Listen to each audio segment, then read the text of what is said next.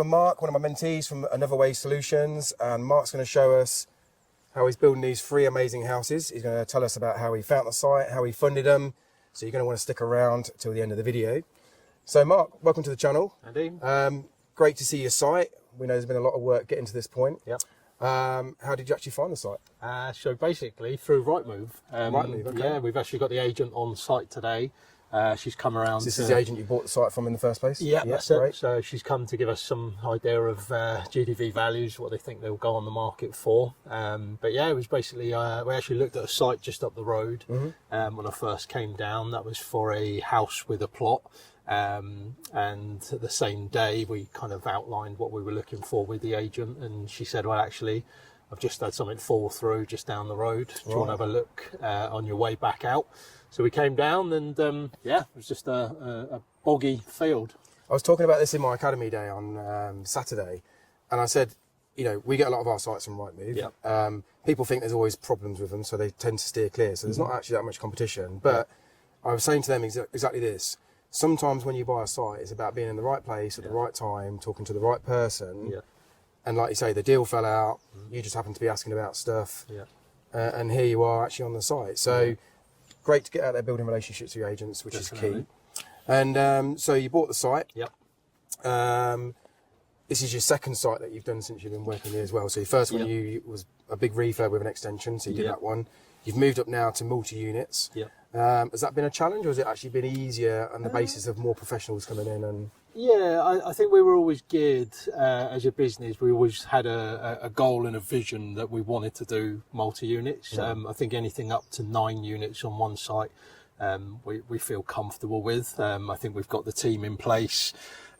Both, I guess, like the kind of back office finance administration side is kind of my role, if you like. And then, your background's finance, isn't it? So not construction like most people are. And then Paul kind of project managed the site. And so then Paul's your business partner, which we'll hopefully see later in the video. Is out there managing the guys at the moment. Yeah. So like I say, between the two of you, you've sort of got both sides covered. Yeah, definitely. Yeah. So Paul project managed the site, and then I'll start now looking for the next site.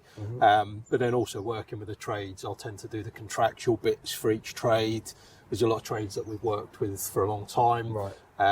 We chose our builders merchants wisely as well. Took quite a few conversations with there. So negotiate some good rates for those guys. Yeah, really good. Yeah, that's good. And we lent on our builder, because our builder was doing stuff with them previously. So we managed to kind of almost get in at the same discounted rate to start with, and now we've been able to obviously negotiate a little bit more on that side of things. And again, now you've used them and doing this and bought a lot of materials. Yeah. Going forward on the next site, they're going to want to be keen to work with you again, and you've got that sort of leverage where you can say, well, look, actually, we've got other merchants that are keen to work with us now. You need to offer us better rates even, and better relationships, and maybe some free holidays that they try and smooth you with some golf trips and stuff like that. That's how it works in the plumbing industry, definitely. Okay, so you bought the site, and did the site come with any planning, or did you have to go straight to so we had full planning.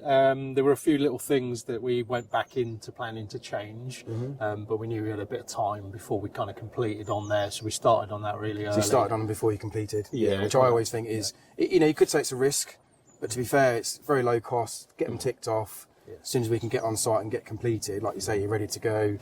And get going. So, any sort of challenging conditions to release? I think there were a few kind of early on. Obviously, where we are, there's a lot of trees. Yes. We've got a TPO tree just to the side. So tree protection on that Tree one. protection. You mentioned a root. We've got ground root protection zones at the front and the back of the site, which has been probably the biggest challenge for storage of materials.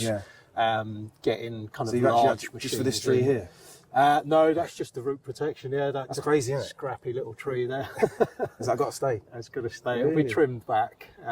But there's no protection. It's just covered in ivy, isn't it? It's not even letting you see the tree. No, exactly. But yeah, these little things can be a bit of a challenge just to work around. Yeah, tree roots and then piled foundations because of where we are as well. So pile foundations because of what, the ground or the slope? Or a little bit of everything. So there's a river that runs kind of down to the side. Drainage under here was a little bit just kind of soft and wet. And then when they did the soil survey, the recommendation was obviously kind of piled foundations, especially with in the clay. You corner. could be digging. Yeah. It's very expensive anyway, so... Yeah, that's it. So, yeah, that was probably the biggest thing. We'd never done piling before, so that was probably one of the biggest challenges to start with, to get up to speed with there, choose our piling contractor, work out what So we're you knew gonna that do. from early on, though, that you were going Early to be going on, down yeah. the pile routes. Yeah. So okay, so that's factored into your appraisal. Yeah. What sort of cost did the pile foundation cost? So we're probably around about 30 grand a plot, there or thereabouts. So quite expensive, but they are quite big properties, aren't they? Huge, So, yeah. and like you said, with the time of year, the weather, the ground conditions, sometimes it's not actually a bad. You know what you're paying. Yeah, Job done, factored in. definitely. Okay, so site agreed, planning. Yep. How did you go about funding the site? So we had some cash in the business from our last project, and for some time we'd been kind of eyeing up and working with a couple of private investors.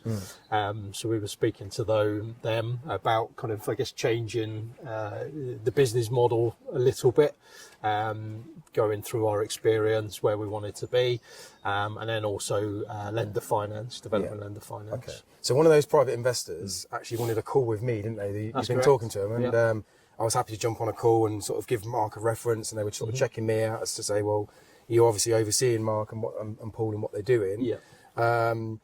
Which is fine, you know. I understand that if people are going to be lending a lot of money, you want to make sure their money is safe. But like you say, you've got a project manager, Paul's got experience, you understand finance.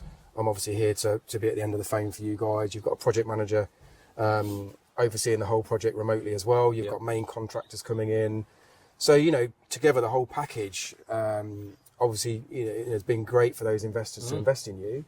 And are they keen to invest again, like going forward? They already talked about next projects? Yeah, they are. We've had an investor day just before Christmas. We had a couple of people come to investor sites. days. Yeah, that's always great. So we've had everyone on site. Everyone's really happy with the progress. Now they can physically see what their money's been invested into, I think, as well. Good. So, yeah, they've all kind of said, look, you know, we'd like to either roll some of this money over, or if you get something before then there's a little bit more money kicking around. So, you know, with your first projects, it's always challenging raising that first bit of investment. Like I say, you've now got some of your own cash to put in from the previous development, which is great. So you're skin in your game going in yourself.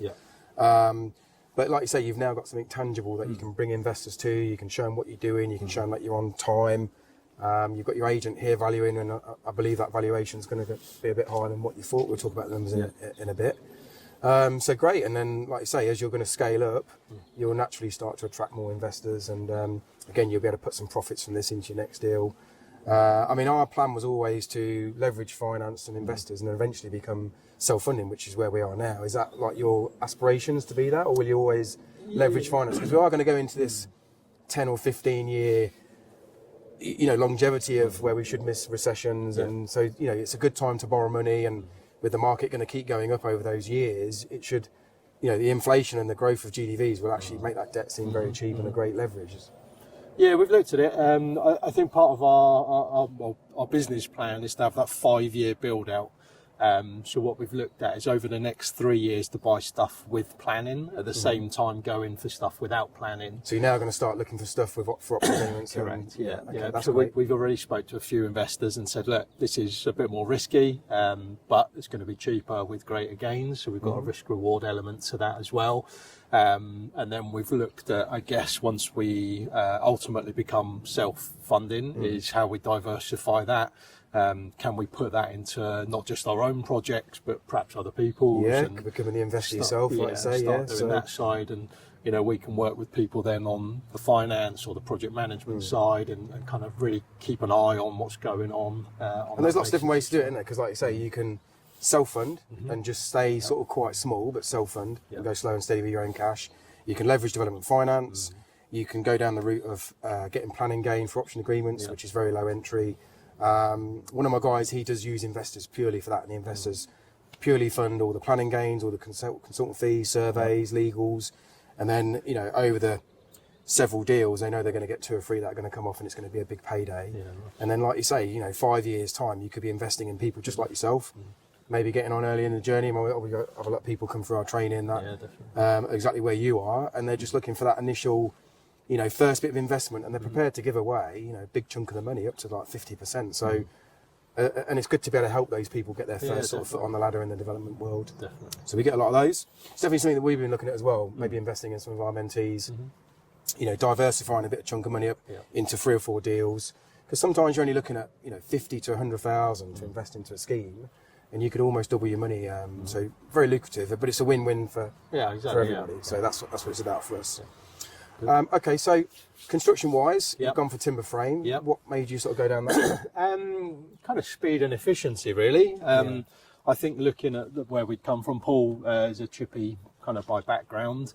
So we did a bit of due diligence on the actual frames. So I think it came down to U values for SAP calcs. Yeah, which have changed last year, recent building regs as on the well. new building regs, Yeah. speed and efficiency. And then also, once we're at this stage now, we can start everything else that little bit earlier. We can get the agent in. Yeah. If people want to come and have a look, they can step into the room and feel the size. So hopefully the sales process now starts a little bit quicker as true. well. Yeah, because people can see the layouts. Yeah, and less materials lying around on site for weeks on end. Especially, we're in kind of January now, so not always the optimum time to be building. But we figured if we could build through this, we could build through anything. I mean, these blocks are going to be for rendering, because one of these properties is rendered. But what we look at is for every pack of bricks we have with traditional build, we're going to have 2 packs of blocks. So almost triple the materials. And if you're on a site like this and it's raining and it's winter and the forklift's moving about, it's a lot of materials to keep shifting about. Whereas the timber frame, a couple of days, one of these would have been up, crane in, job done, and then like you say, you've only got your face materials to use about. So for us, we're massive fans of timber frame. We build a lot of timber frame. I would say probably, I think 80% plus of my mentees all go for timber frame, and because it's such a big part of the work done, fixed price contracts, like you say, speed, precision.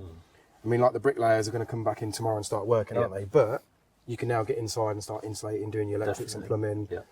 Even the roofers are still working above. So lots of trades on site at one point, whereas rather than waiting for the bricklayers to do it and then you've got to get a scaffold lift and the bricklayers and the scaffold lift, you'd be weeks behind. I would say on a scheme like this, even 3 houses, you're probably going to save somewhere around 2 to 3 months overall, and that's going to allow you to get these on the market around Easter time, which is perfect timing, rather than probably summer holidays and everyone's just about to switch off for the summer holiday and you miss that market and you've got to wait till sort of September again. So good experience with the company for timber frame? Yeah, really good. To be fair, we did a bit of due diligence on 3 companies. And went for Target Timber in the end. But I have to say, with closed panel system, went up really efficiently, was snagged really efficiently. We went down to visit their site in Wales as well to see it kind of be put together. So we knew what we were getting. We could see the way that they were operating, how tidy they were. And just finish our due diligence on them. So, like you say, Luke's used them before, Henry's used them recently. Is Richard using them? Richard had a quote from them. Did he? I think he's using someone more local. Okay, so I'll go and see Richard next. But so like I say, getting that good company and takes a lot of weight off you as a contractor, as a developer. It's a big chunk of the work done, and it allows you to focus like things like kitchens and bathrooms rather than getting too involved with this stage of the build, because, like you say, your contractors doing all this. Okay, so let's talk about some numbers. So how much did you actually pay for the land? So in the end, it was 806. 806. And what was it on the market for? £1 million. £1 million. So quite a good discount. Yeah, really good. Good stuff. That's what I like to see. And the guy who you bought the land off obviously lives next door. Yeah. And because it come back on the market, maybe there was a bit more motivation to get another buyer in, because subconsciously they've already started spending the money, haven't they? So did you actually get this cheaper than the previous buyer? Yeah, we believe so. So we believe it would been sold as 3 individual plots. Right. And they're buyers for all of them. And then I think they just got messed around for a bit long period of time. Planning was obviously kind of running out. When we took it on, I think there was around about 6 to 8 months kind of remaining. So not long by the time you're getting finance and exactly, like say, by the time all that gets done. So we came in, strong offer, kind of negotiated in I think a good way for everyone. It's kind of win-win for all of us. Sure. Sat down with the vendor and his kind of agent and transacted from there. Good stuff. And you've agreed to use their water and electric through the build, and obviously you'll come to some agreement later on through that. So that's pretty good. It saves you getting temporary power and, like you say, just easing it. And it keeps you speaking throughout the whole process. I mean, off camera, when we was having a cup of tea in the cabin, we was talking about the neighbours and people walking by, and you've built some really good relationships with everyone, haven't you? So, which is really key. Yeah, nice little village. So we felt early on that to get the neighbours on side, to get the local parish on side, because there is going to be a bit of mud on the road. There are going to be vehicles parked on the road, deliveries sort of blocking the road sometimes, dog walkers, and noise. The last thing you want to do is upset them, because we're not here to do that, but you know, you just never know who you're talking to. So relationships are definitely the best way to be. So, okay, 802 was it for the purchase? 806 for the purchase. Bill cost? So we've kind of budgeted between 1.2 to 1.4. And initially that included a 10% contingency on that basis. And it was really to look at the final finishings that we wanted to give ourselves a little bit of a buffer on there. We knew we could kind of, the price we could build at, because a lot of the stuff that we brought in was fixed price. But there's a couple of other houses in the area that have now gone up for a bit more than what these we were talking about two, weren't we, around the corner? Correct, a guy's just built. So originally valued. So we feel that we can push the boat out a little bit now, maybe on some extra features here and there, but we want to keep it quite neutral as well. So do you know what your pound per square foot is, like what you're sort of looking at building overall cost? Not at the moment, no. We've got, like you say, you've got quite a spread from top end budget and that's the thing now. Now we're getting into the kind of kitchen design, the bathroom design, the en-suites. We'll decide what sort of level of kind of fittings are going to go into. I mean, no one ever knows what they're building to until all the accounts are in and you've finished. Yeah, and the last grab lorry of mud's gone away. Do you know what I mean? Which is expensive. Yeah, that's an expensive one. I think originally we'd kind of budgeted between 190 to 210 a square foot, there or thereabouts. And that seemed to fit quite nicely with the lender. That's where they were expecting us to kind of be at as well. So they were quite happy on that basis. And obviously, if we can bring it in at cheaper than that, then which is obviously your intention, isn't it? Like you say, you've got a budget, and the intention from day one is to try and keep those costs down, not waste money, not have some materials going in the skip that don't need to be going in the skip, over-ordering on stuff. But that's where Paul's experience comes in as well, isn't it? With his background. And we've recycled a lot of the wood already. We've kind of taken it, Paul's used some on his garden room, I'm going to use some on mine. We've done some boxing in. We'll make some we get that as well. You get a lot of timber frame bits left over. Yeah. We end up using them, like you say, stud work and just boxing in, and very little goes to waste. Okay, so GDV, what was your sort of predictions for GDV, and where do you think it might be after the agent's been today? And it was around about 2.6 to start with. But we think if we can push towards that kind of 3 mil, we won't be a million miles off that. Which is pretty good. When you think of the market, it's now January, just coming to the new year, January 2025. Last year was a challenging market for developers, definitely, especially if you was in sales periods. But, cost of things have gone up. So to think that from when you originally bought the site with your valuation to where you are now, that's great. And, like you say, we're hopefully going into a good rising market this year. So that's going to really improve your profits. What's your profit based on, say, 2.6?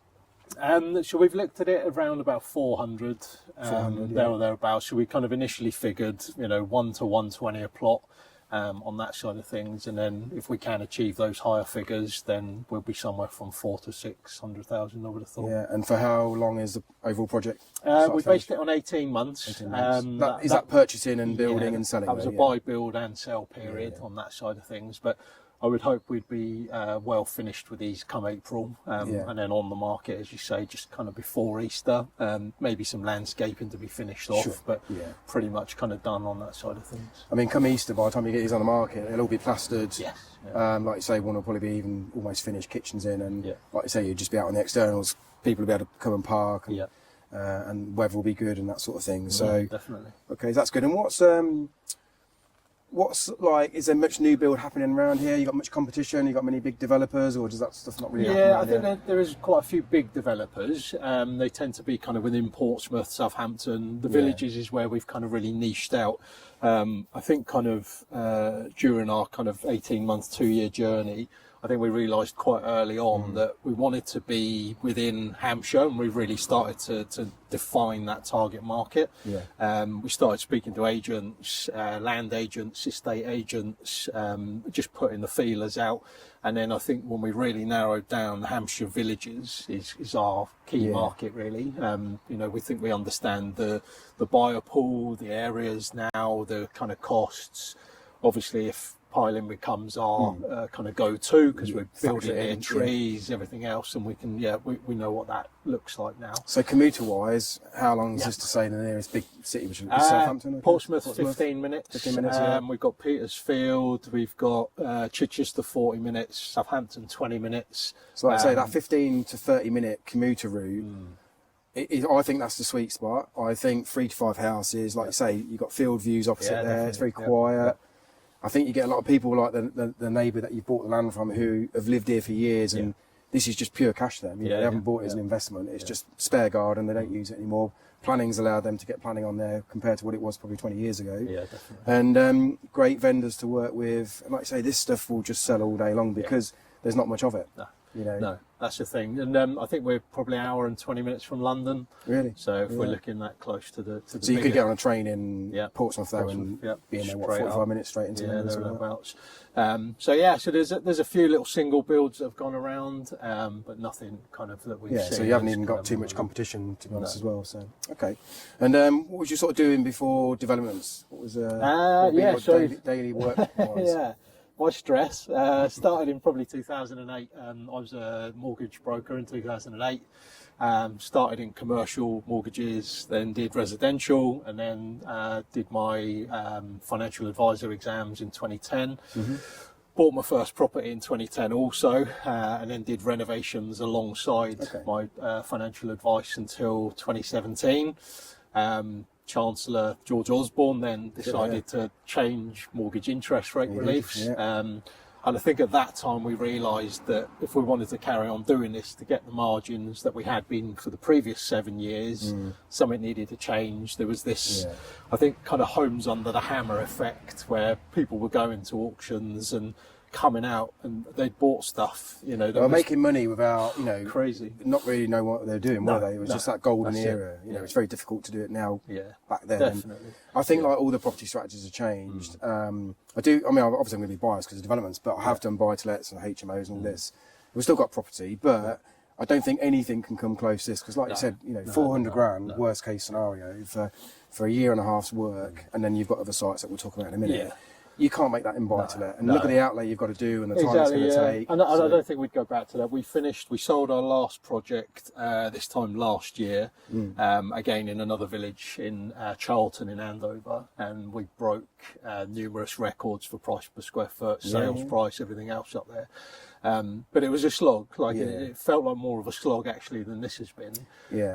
And it was interesting. So 2017 we changed, and then we kind of started to look at this and go, right, rather than doing houses under a certain value, I think we're kind of 300 and below. We went to $500,000. I think 300 and below is like, you can make a bit of money, but I still feel like even where we are, 350, 400 is where you start to make decent money. And you think, well, I'm not really doing anything different. I'm just building a slightly bigger house, extra bedroom.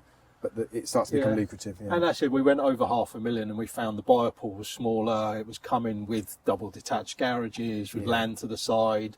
And that's really what kicked it off, is then we started to think, okay, well, we can do everything from DPC and above. We've got the trades, we know the people.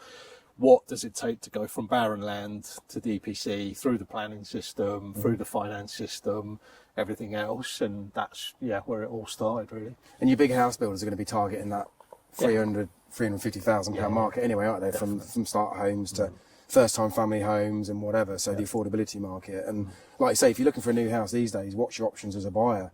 It's the big house builders or people like me and you, the small developers who build these nice little sites. Not many of them probably do one site a year, and it's enough for us. Like you say, not so much stressful, and it gets sold. We can finance it quite easily. We don't need massive amounts of money. So it certainly takes away the stress. And what about, is that what's brought you and Paul together to do this? Did you know Paul a few years ago? Yeah, Paul's been a good friend of mine for a long time. He was at one of the housing associations. He was project manager there for them. But I think he'd reached that stage of career where he'd kind of plateaued out. He couldn't really kind of go too much further. So we had just a long conversation around where, I kind of saw the company, where I wanted to take it.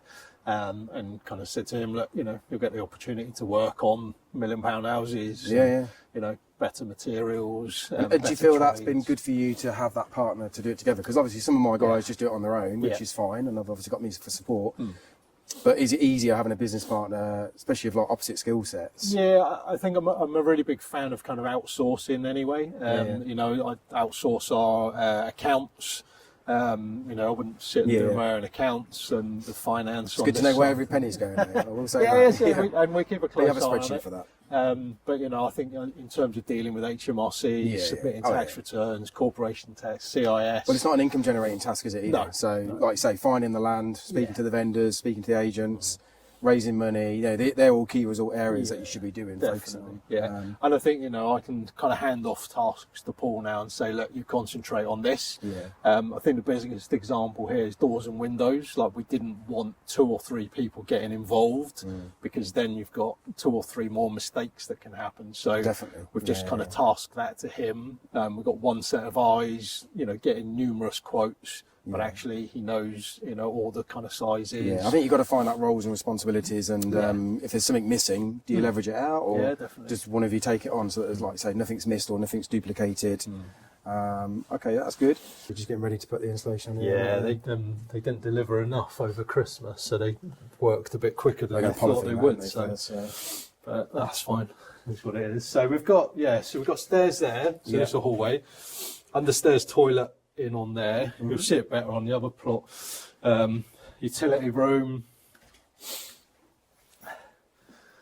and we're into like main kind of kitchen dining area here. We're going to do pocket doors. We're a big fan of pocket doors. Yeah, I think so. I think they work really well. Yeah, some people don't like doors. Open this whole thing, and then you know, where do they go when they're open? They do take up a lot of room, don't they? Yeah, exactly.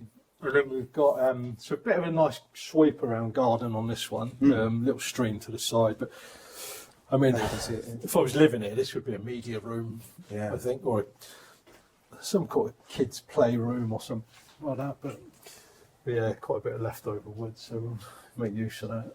You put some fire salts on. Do you know? Well, yeah. So the timber frame company said they were going to put them on, and they did.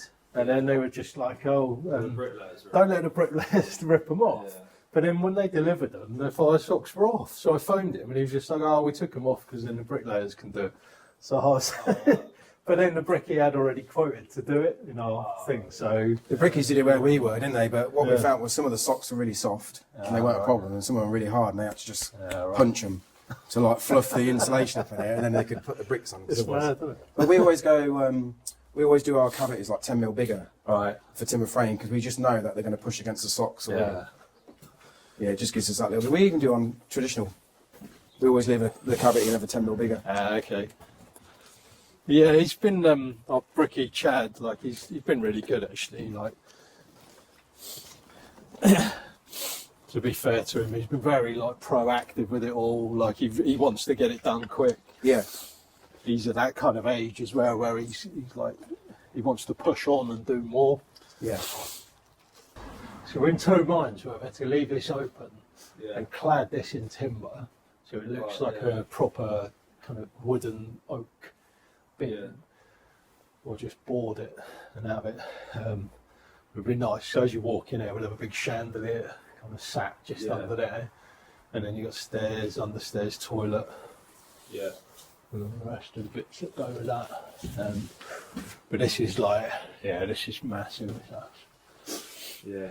Is that underfloor heating? Yeah, underfloor's going in. That's what they're basically going to be doing next. So this was the room we split in 2. Yeah. So this is one room, the architect.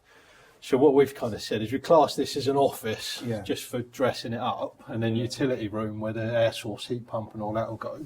So was the utility going to be in the kitchen? No, it'll all be in this. It was going to be originally? Yeah, it was going to be kind of in there, yeah. I always think no, do you know what it was? It's the stupidest fucking thing I've ever seen.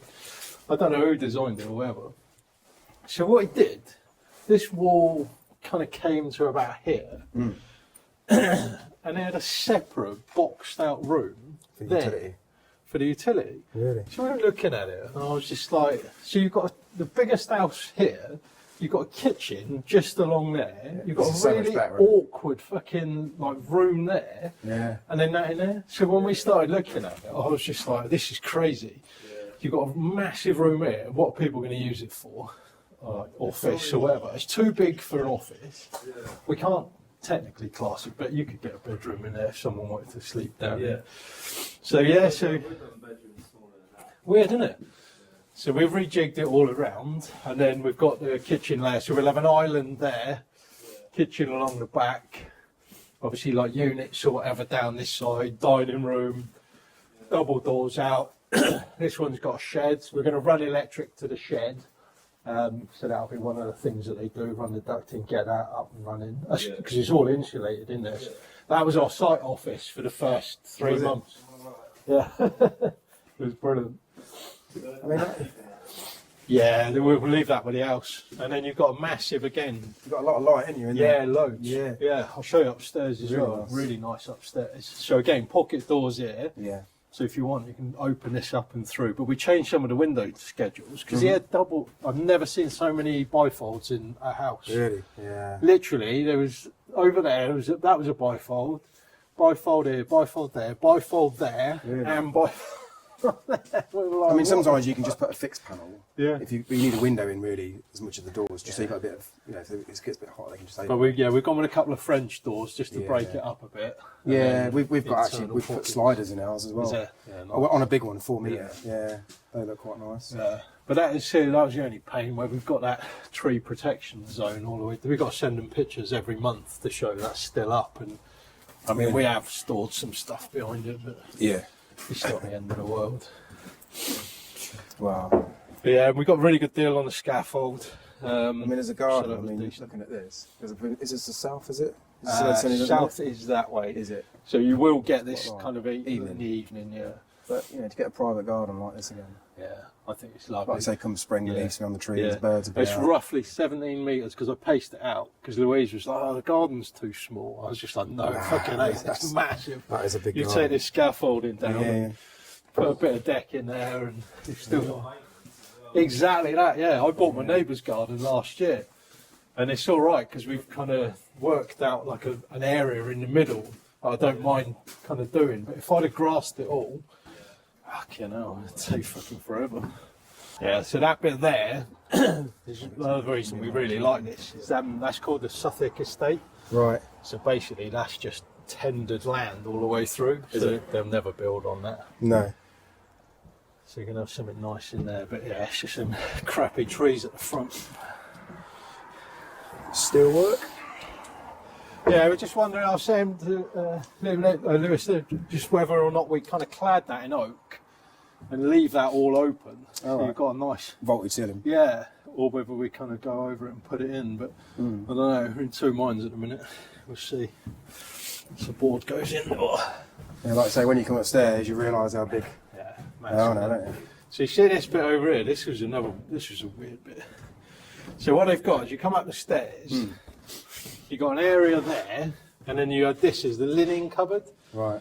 And we were like, nah, stupid. So we're going to take this out, we're going to make a bigger ensuite in here, so we're going to have a big ensuite for the master. Yeah.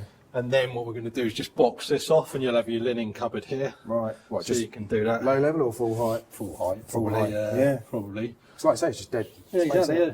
Drop a chandelier there over that. Yeah, yeah. That looked quite nice. And then you've got another ensuite in the second bedroom, master bathroom, and Because even then that's quite big. the two there. Yeah, this is Big land, massive. Yeah, you could have a sofa here. What's that? Oh, the studwork things. The Yeah, I've rails. seen them. Yeah, they're quite good. So then the biggest other thing is if you look up, Oh, yeah. they put sky lanterns in them all. Right. Was that originally on the plan? So or not? yeah, it was. And part of me thought, do we take it out for cost? Because there is a bit of a flat roof and that up there. But actually, all the agents that we've had in have just gone, wow, like, I'm just what a looking at that feature. thing. That's got, I some know, water, that's got some water in it. Yeah. Get a bit of wood up there. Yeah. But yeah, I think like that'll make a nice. We fit. get these sort of Flood it things with off light eBay, as well. and they're not very dear. You can buy them; they're like all standard size, Yeah. but different sizes. Yeah, yeah. And we've fitted them on a flat roof before, haven't we, with a glass? Yeah, okay. And they come with a surround, and you build that Yeah, in. yeah, And yeah. they just fit in and silicone them in, and they're done. Yeah, It's nice. going to be exposed and then That'd be glass up there. Yeah, that'll be nice. yeah, it'd be lovely, wouldn't it? It's gonna be Something nice, different, yeah. anyway. Yeah, wouldn't it? exactly. 'Cause Yeah, these little yeah. things here are like bragging Yeah. rights. Yeah. That's what I Yeah. always find. But that's it. I said to Louise, like, you could even have a little seat in here, and Yeah. like, you could have a little reading zone or whatever. Yeah. You could do all sorts with this. So you thought they'd have brought that to there, wouldn't you? To the front of the doors, Yeah. rather than set it back that bit. I know, like you say, you can make a bit of a feature out of it. but- Yeah. So is this going to be open, or is this going to be actually be? Pocket. So we've got pocket with we use PIR lighting on the bathrooms. Yeah. We found that worked really well with Bradwell. Yeah. really, really well. Good sized rooms, aren't they? Yeah, massive, aren't they? Yeah. I think like square rooms just work really, really well. So. No, that's good. I just love timber frame, mate. I just think it's just. Yeah, it's so good. It's not a bad thing to say about it. They put that panel in last one they wanted. Brickers right there, so. Yeah, me and Paul probably insulate this and then we'll get the guys in to board it all out. That's Lewis's job. He does loft insulation, ain't he? You're too fat to get in there. We drew straws, mate, while you weren't there. You don't mind doing it, but like when you got to start insulating in between this stuff, it's bloody challenge sometimes. That one's alright, you can stand up in most of it, can't you? Yeah, you can stand up there and then you've only got exactly. to poke it with a stick there. Yeah. So you've got two ways of doing it. As a plasterboard, and you can come in and insulate it, so you haven't got to walk all the way through the loft actually go. What we do is we load it up now. Right. Okay. Once the electrician's done, we'll put our loft insulation up there, cut them in 600 rolls, Yeah. so that when the plaster's done, they haven't got to keep pushing stuff up okay. and walk it all the way over here. Yeah, So that makes sense. that's probably the best way. Or yeah, some people just put like wire and start doing it. Yeah. The old scaffolder's been spending some money. Yeah, All do you new know boards we've got two different companies. So this was a slightly newer company to the Yeah. other two, but we got the whole thing for 17 grand. That's good. All 3 plots. That's not bad, is it? A lot of gear, isn't it? Yeah, loads. And we've kind of said to him, look, even if we're like a week or whatever over, can just just do us a deal on that sort of thing, and then we'll use you in the future because he's got some guy gone out on his own or whatever it was. So. Yeah. It's that thing again, isn't it? If you want a business. Exactly, yeah. And we kind of budgeted already. I think we budgeted 20 for scaffold, so we're a bit under on that. Yeah. Be a little bit over on some stuff, but all in all. Brickers are all loaded out ready, aren't they? So Yeah, they were in on Friday, Saturday, loading everything up so they could get back in and that. well, it clears the site for a bit as well, doesn't it? Yeah. Gets all the bricks out of the way. It's a good thing. Chuck all the rubbish in the skip, and Exactly. so they'll go out of the way. Yeah. So we've got white sand here, just in between the bricks as well, Use it on just your to bricks. make it pop a little bit. We Build a do top prefer into white it. sand. Yeah. We do prefer, it's a bit more money, but I do feel it makes a house look a lot more like, just takes the newness off it. Well, that's it. He's built a little temporary wall down there just to I show saw us. it knocked See over, what wasn't it it? looked like, yeah. And I think once it dried in last week, it looked really nice. It was really light. Well, it's looking good, mate. Yeah. I'll tell you what, Pleased these with the way it's guys have been spoilt, having all this working area here with the scaffold. just- Yeah, no. It's going to be I think Paul made him put this in because he'd left it like open in. Yeah. Yeah, a bit of health and safety risk. You wouldn't be the bricking here, would you? Bricking up under that bit. Yeah. That's the trouble with timber frame with the bricklayers. Is it's nice in one respect. You only need one material, but some of it's real challenging because down there you're on tiptoe, down here you're on your knees or sometimes on your back. But to be fair, you probably strip them back and even just put a couple of scaffold poles lower down just as a hop up. These are just little bits that you just need to adapt now and again. And Yeah, they've done one adaptation already just to move it for one of the sections for the. what are these ones for? So if it's Down below, fashion or? boys. They're down for that steel. Yes, they are. Yeah. Yeah, it's looking good. Just Mate. got it out of the way. It's a nice big room in here, kitchen again, small island in here. Dual aspect windows, nice, isn't it? Again, plenty of light coming through.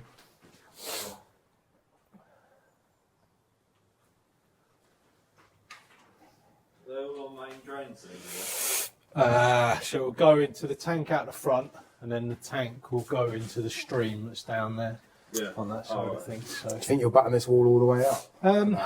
You get these little bits out of it, like what do we do? Do we just step that in and have 25 mil? Or? We might do. What we've Suppose done you've is the kitchen designer have put tall boys in here all the way along to kind of bring it out, and then they've put a double oven on one of them. I think it's that one. Yeah. On there. So you could we'll just see. cut the back off the base unit there Yeah. to take that in, and then like you say, this is just under 6. Probably batten that out a little bit. Yeah, it'd be easier.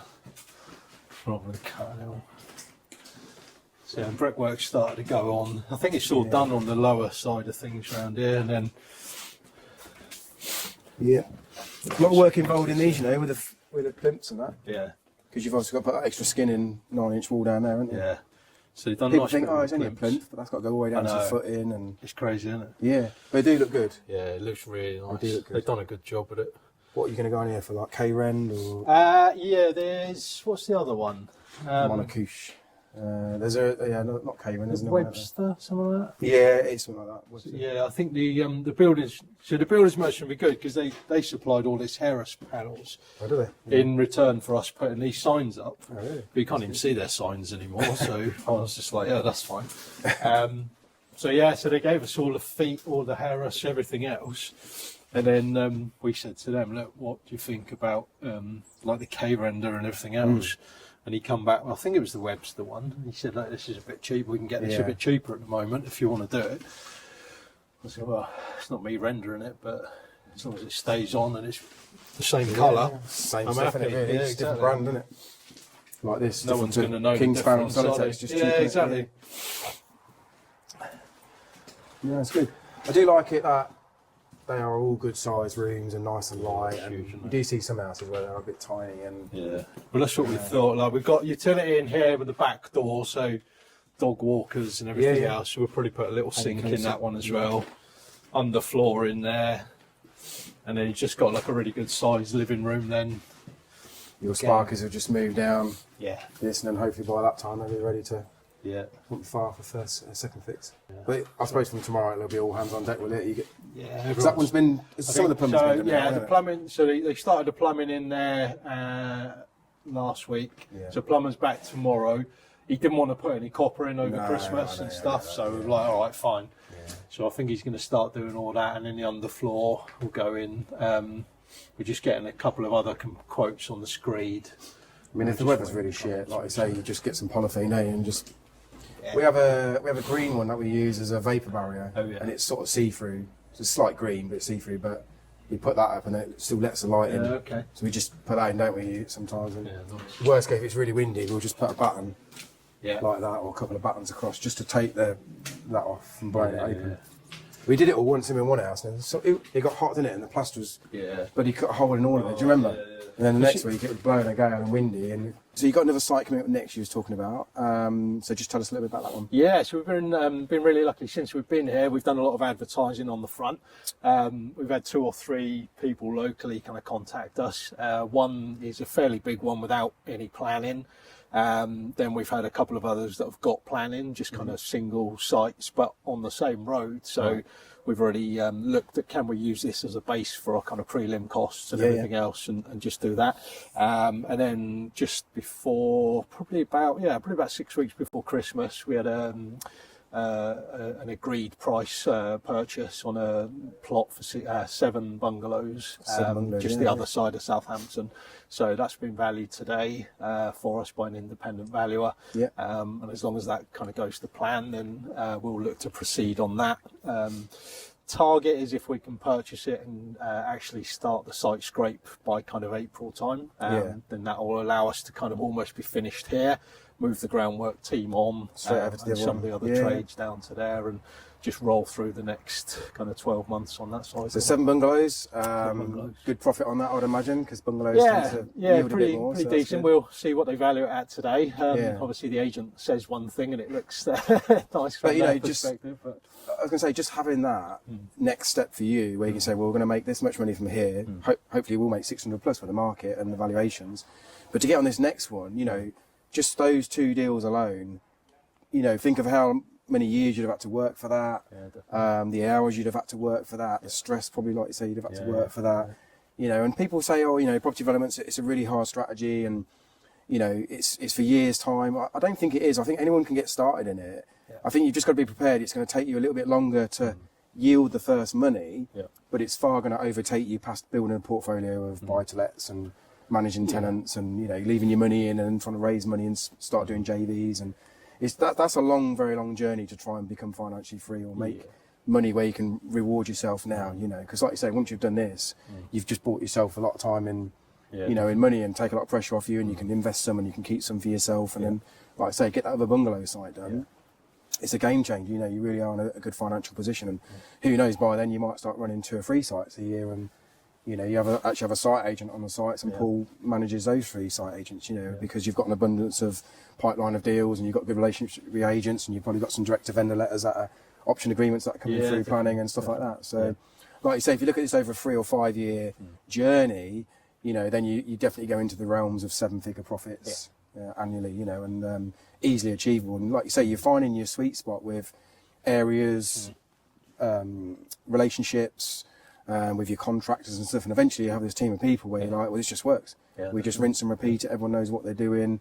And this is always a predictable outcome. And we know the time scales. We've got investors queuing up, got lenders wanting to work with us. The lending market has got really competitive because more lenders have come into the market and there's an abundance of money. So they start and drop their rates. They're very keen to get your business. So I think you'll get some really good lending rates at some point as well. And I think the future's looking really, really bright. Yeah, it looks good. Yeah. Yeah, so very different to what you was doing a few years ago for sure, which is good. I mean, what would you say to anybody thinking of getting into property development? What was? I think I'd always say kind of have that start. You know, I think so you came on the 3-day course action. to start, didn't you? Yeah, we did the 3-day course. Spoke to a lot of people, knew a lot of trades, still know a lot of tradesmen that, you know, could probably lay a brick better than I can on that side of things. But I think it's that kind of taking action. I think the biggest thing that personally I got from the course was to look at it, and I guess like the reason that we worked with you is to look at what could go wrong and reverse engineer the project, because whilst it's going great, it's great and it's easy. But I think quite early on we wanted to de-risk the build and the process as much as possible. So looking at what can go wrong, what it costs if it goes wrong, and just kind of outlining those areas was really kind of critical for us to kind of look at that. I'd say it probably took a good 12 months to build solid relationships with other Especially agents. if you've not done anything previously, but like now you've got this, it's a lot easier to open up the doors and start talking about, like you say, bring people to site. Yeah, and talk to the agents. You know, we've met a few land agents that specifically deal just in land now, so we know the ones to go to. Use of social media when you're looking for sites, but I think just get out there, get started is the biggest thing. As you say, you know, having that kind of longevity of plan to go right. The target is to earn, I mean, my target personally is to have one deal that gives us pure profit of £1 million. That's over the next 5 years. However big it'll be, whether it's one house or 10 houses, that's a Get the 7-figure profit. Yeah, that's a big target of mine. It's easily achievable. Yeah, definitely. And to do that, and now we're getting sites brought to us, so kind of after 2 years. That's what I'm saying. If you give it, give it 2 to 3 years, it's very different than the first year. Because, like you say, first year building your power team, going through the whole process. Once you've been through finance, it's not as bad as what people think. But the first time you go for it, it's a bit. Obviously, it's your background. I know when we used to jump on a Zoom call, you would always have this list of questions that you'd send to me beforehand. But that's the way it should be, isn't it? All these questions, no such thing as a silly question. No. We'd go through them one by one. You'd go away and either have action steps to do, or you'd have your questions answered. Yeah, definitely. And I think that's been key to, like you say, getting you here, to getting you on site. Yeah, definitely. And I think even on the finance side, I think even coming from my background, there were elements to it that were very granular. Commercial work.